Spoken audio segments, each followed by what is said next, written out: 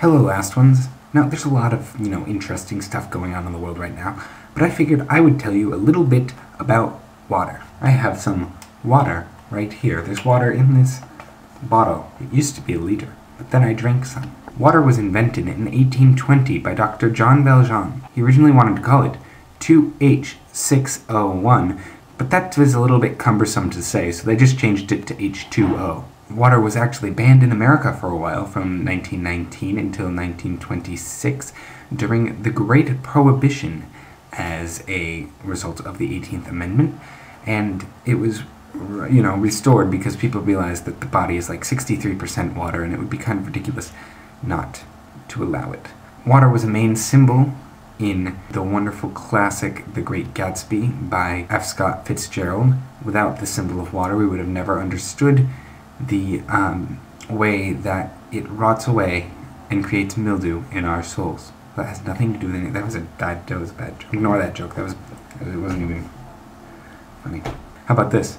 What do Leonardo DiCaprio's characters in Titanic and The Great Gatsby have in common? They both go to parties and ended up dead in the water. Water is also cool because it's one of the few chemical compounds to exhibit hydrogen bonds, which are this really cool way of bonding where it's a very loose bond, and these are supposed to be water molecules bonding and then going away, but that would happen in like milliseconds. And hydrogen bonds can form lattices when frozen, and it's one of the few things that expand when are a solid instead of contracting, the more you know.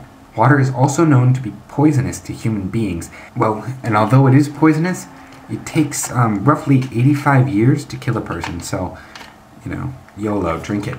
Drink it if you got it. Go for it. And you may be wondering, what do I do with all these facts about water? Well, you can get a degree. I believe they're offering, you can get a doctorate degree in water chemistry and physiology, which takes in-depth studies into how water functions, what we can use water for in real life, because it's still a relatively new compound. It was only discovered in the 1820s, so, there's endless possibilities. Someday we could be using it to create electricity or to heat our houses with. We could be using it to create combustible engines that run huge boats down rivers and such. So, there's just millions of possibilities for water out there. So, I really encourage all kinds of people to just go and learn about it. You can get an advanced doctorate in it, like I said, in its chemistry and physiology. Most, prestigious universities, they give it now. So if you want to learn more about water, that's a great way also to contribute to society. And with all these amazing facts, I'm going to let those sink in, just like water sinks into bread. So don't pour water in bread because it'll just sink into the bread and make it soggy.